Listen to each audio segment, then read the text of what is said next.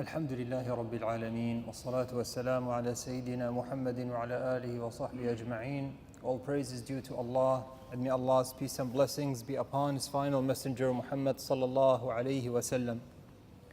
Last week we spoke about the conditions of validity for prayer, and we mentioned with every condition a common mistake, and we explained every condition. We'll just go over the conditions real quick. First condition we mentioned is purification.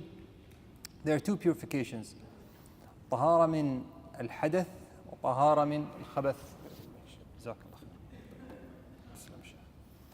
And the ritual purification, we explained the wudu, and we mentioned common mistakes which are not washing the limbs properly. And then we mentioned purification from hadath, khabath, which is purification of the garment, the place of prayer, and the body. And we mentioned the common mistake is some people don't clean the pathways properly before doing wudu. And we mentioned the intention, the niyyah, that's the third condition. And the mistake there we mentioned is uttering the niyyah, right? Saying the niyyah out loud, and that's a common mistake. Because when you see the Prophet Muhammad ﷺ did not mention the intention except in one hadith, إِنَّمَا الْأَعْمَالُ بِالنِّيَّاتِ, actions are but by intentions. Scholars have said, because the intention is a simple matter. People overcomplicate it. The Prophet Muhammad ﷺ mentioned it in a simple form to know that the niyyah is there. Okay? You don't need to overthink it, you don't need to pronounce it. Some scholars said pronouncing the niyyah out loud with your tongue is useless because the place of the niyyah is the heart. So this is considered an innovation, be careful, a sin. Okay, then we mentioned facing the Qibla. Facing the Qibla, and we mentioned it's for those in the Masjid al-Haram, it's facing the actual Kaaba. For those outside the masjid, it's actually facing the masjid. For those outside the country, it's facing, or outside Mecca, it's facing the direction of Mecca. And we mentioned that it's the direction, it's not the exact point. So going left and right a little bit, as long as it's the same direction, that's still okay. And then we mentioned the covering of the awrah, nakedness. And we mentioned common mistakes, which some people, for example, some people are unaware of the awrah in prayer. It could be uncovered.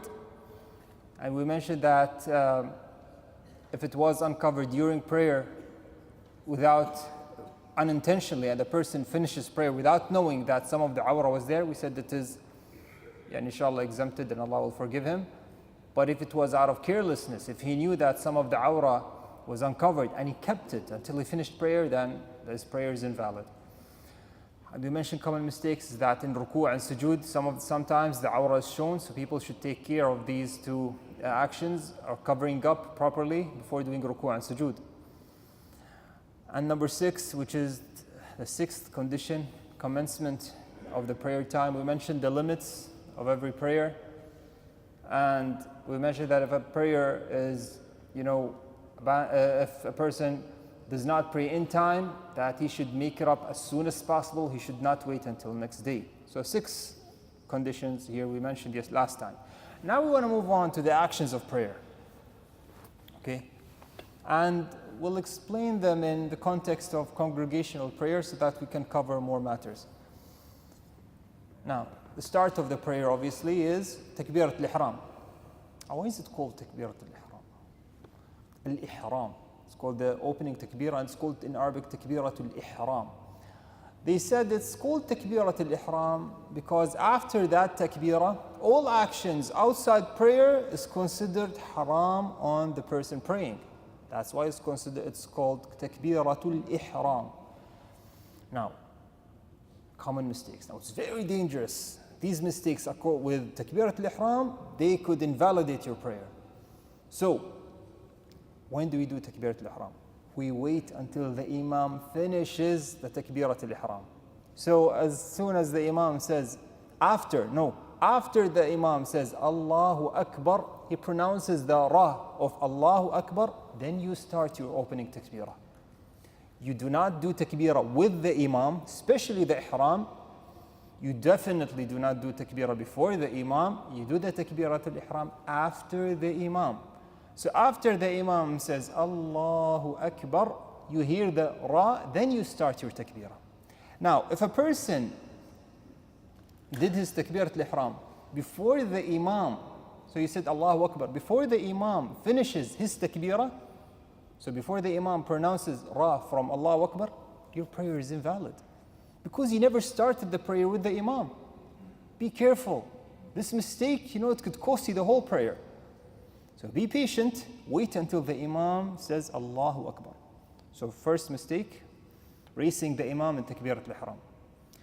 Now, second mistake, now this has to do with some of the imams. There is no mad in takbirat al-ihram. They said you should not say Allahu Akbar, or you should not prolong that mad here. It's Allahu Akbar. That's why some of the imams said it is hadfun, at-takbir wa salam hadfun, without any mad. Why? Because many things are based on that, If the imam's takbirah was long and prolonged, then some of the followers might start their takbirat al-ihram before the imam finishes. And their prayer will be invalid. That's why the imam should be knowledgeable of the matters of salah, and he should always take precautions and should follow the sunnah. That was the sunnah of the Prophet Muhammad sallallahu alaihi wasallam. Okay, so we mentioned this. Now, when do we do takbirat al-ihram? Or in what state? Can we do takbirat al-ihram while walking? No, we cannot. As a condition for your takbirat al-ihram to be accepted, you should do it while standing up, not walking, not slanting, standing up. So you stand up, wait for the imam saying Allahu Akbar, then you start your takbirat al-ihram. Now, when is this an issue? You see this all the time. When is it an issue? When the imam is in ruku' position and people are trying to catch up. People are trying to catch that unit of prayer. So what they do, they walk, they say Allahu Akbar. SubhanAllah, your prayer is invalid. Be careful. So what is the correct way to catch that unit of prayer? So you walk in, you find the imam in ruku' position. Okay, take your time.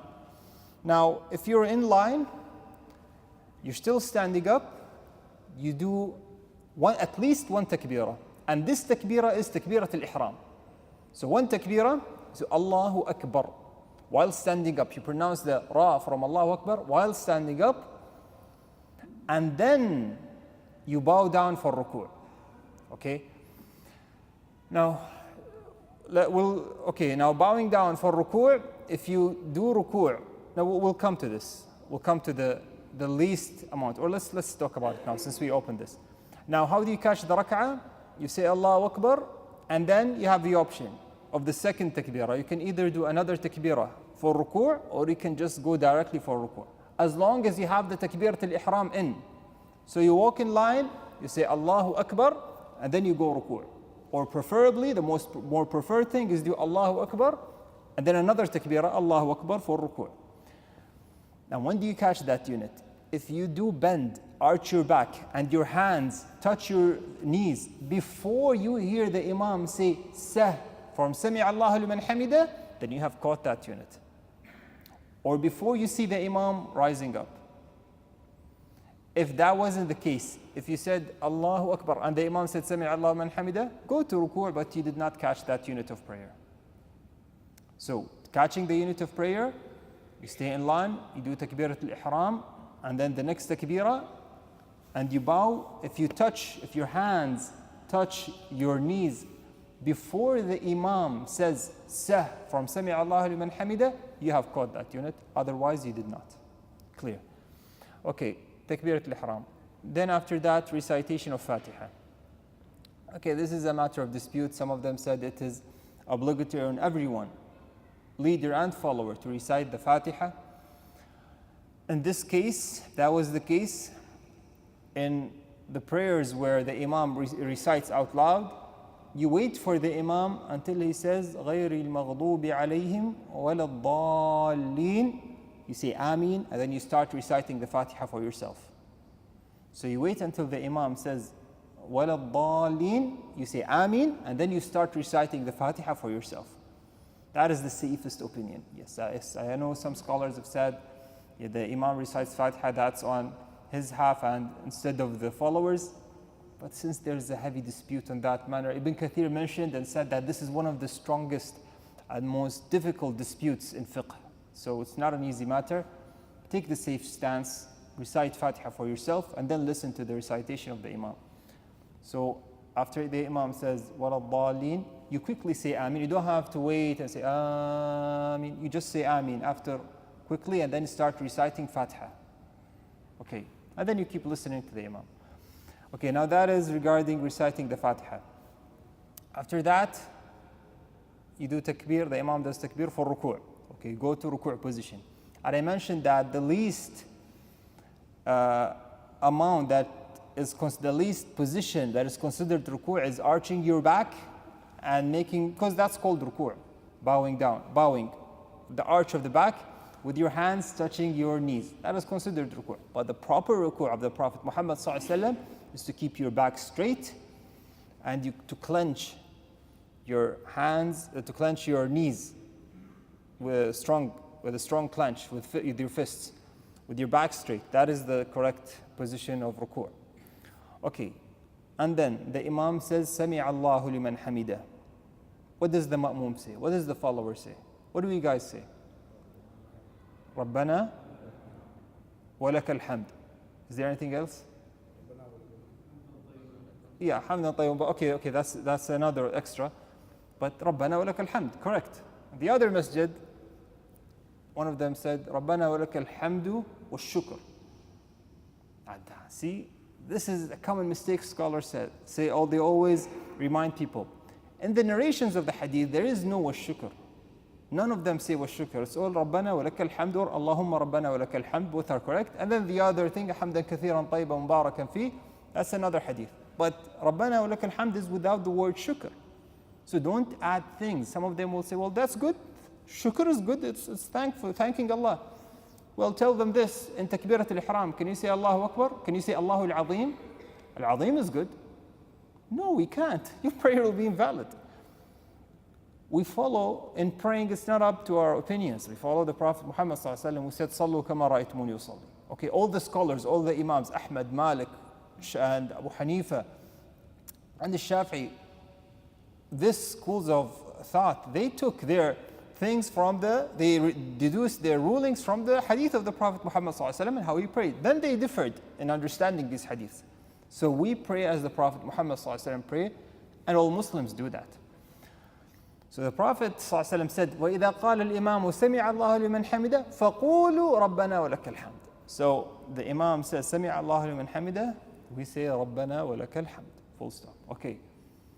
And then, obviously, we go down to sujood. Now, in sujood, how do we land? We land with our hands or with our knees. Dispute among scholars. Inshallah, whichever, if you land with your hands, I think that's more preferred. Or it's a dispute, so either way, with your hands or with your knees, depending on which school of thought you follow for now. Now, in sujood, very important. Sujood is not considered sujood unless you touch the ground with 5 limbs. Both hands, both knees, both feet, and one more. The nose and the forehead together as one. That's why the Prophet Muhammad ﷺ, he said, "Umirtu an asjuda ala sab'ati a'zam." I was commanded to prostrate on 7 limbs. Then he said, al-anf, al-jabha, and he pointed to his nose. So these are considered one. Then wal-yadayn, hands, wal-rukbatayn, knees, wal-qadamayn, feet. 7 limbs. If those 7 are not touching the ground, then that is not considered sujood. When is it a problem? Okay, some people, they lean, they put their forehead on the ground, and they lift their nose. So their nose is not touching the ground. That's not called sujood. If they don't put their nose back down, it's not considered sujood. You have left one pillar of the prayer. So be careful. Nose and forehead, both should touch. Okay, another thing is, of these 7, let's say, for example, the hands. They said that if part of the hands touch, then it's still permissible, still okay. it still suffices. For example, some people, they in praying, you see them, doing this with their hands. Their hands don't fully touch. They raise their fingers with their fingers. That is still considered sujood because the hands are touching, but obviously the sunnah is to put your both hands on the ground, but if he does this, it doesn't invalidate the sujood. And the same thing can be said with the feet. If the sunnah is to put the feet together and the toes should be pointing to the qibla. But if a person did sujood and he just put his fingers of the feet, his toes on the ground, it's still considered sujood, no problem. But what if he lifts his feet and his feet never touched? Again, that's a problem. He did not make sujood. So it's not considered sujood unless he does it with the 7 limbs, okay? Now, another matter, okay, that's it for sujood. After that, say Allahu Akbar, you sit down. You rise and you sit. And then you say Allahu Akbar, you do sujood again. And then you say Allahu Akbar, you rise up with the Imam. Now, some mistakes regarding those who come late. Now, after that, it is tahiyyat. And when we do tahiyyat, the finger, should you move the finger or should you leave it? Again, dispute, but I think the dominant opinion is just to keep your finger or move it slightly. Just keep it in all the salah when doing tahiyyat. And then, when looking, usually in prayer, where do we look? In prayer, in general. We look at, position where you do sujood, right? Where your forehead touches the ground, Except in tahiyyat. That's the only position that our eyesight should be, where? On the finger. In tahiyyat, okay, the sunnah is to look at the finger. To look at the finger, and not the place of sujood. Now, the salam, the taslim, assalamu alaikum wa rahmatullah, assalamu alaikum wa rahmatullah. Okay, for the salam to be valid, you should say these words, assalamu alaikum wa rahmatullah, 3 things. Assalamu alaikum wa rahmatullah. If a person says assalamu alaikum and he doesn't say rahmatullah, incomplete. It should be assalamu alaikum wa rahmatullah. That's it. Now, is it 1 salam? What is the obligation? 1 salam or 2 salam? And what did someone answer? Is it 1 salam or 2 salam? Okay. And the majority of the scholars, most of the madhabs, they said, well, 1 salam is sufficient. That's the opinion of the majority. Now, some other scholars said, well, the Prophet ﷺ, all of his prayers and salah was with 2 salams. And the only narration that said taslima, this is why some of the scholars said that 1 salam is sufficient. It's because one of the narrations that the Prophet Muhammad ﷺ, it was mentioned that he did 1 salam. And that narration, they said it was weak. It wasn't fully authentic because on the same of the other narrations, all the other narrations had 2 taslimas, except one narration. So they said that this narration, it opposed the other narrations which were more authentic. So the safest opinion is to do 2 salams for every prayer. And all the prayers of the Prophet Muhammad ﷺ had 2 salam. So why is this important? It's important for those who came late in prayer. When do they rise up to continue their prayer? When do they rise up? If you said it's 1 salam, it's sufficient for them to stand and continue their prayer after the Imam says, Assalamu alaikum wa rahmatullah. Then they stand up. Now, in all the opinions, this is an agreement with all scholars that if you stand up before the Imam says, Assalamu alaikum wa rahmatullah, and he finishes, then you stood up before the Imam finished. That's a big problem. Big problem.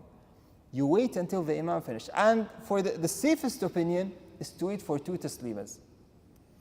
Wait until the Imam says, Assalamu alaikum wa rahmatullah, Assalamu alaikum wa rahmatullah, then you stand up to continue your prayer. It's amazing. Some people are just in a hurry.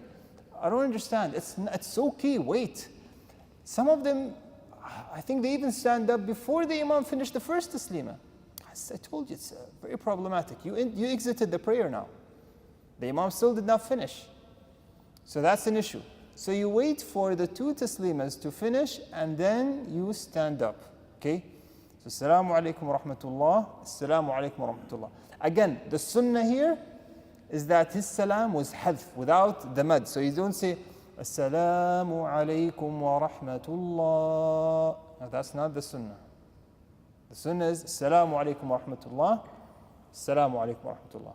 Again, this is to take the precautions for the people who are behind. And that's how the Prophet Muhammad ﷺ prayed. And this is how the scholars, when we prayed behind them, they said that you know the prayer of the scholar with 2 things, Takbirat al-Ihram and the Taslim. Because scholars know, and they're more knowledgeable, they know the importance of these 2 actions for the people behind them. Okay? Okay, so this is it for today. Next week, inshallah, we will continue with some of the mistakes regarding prayer, things that we did not mention in this lecture. Okay?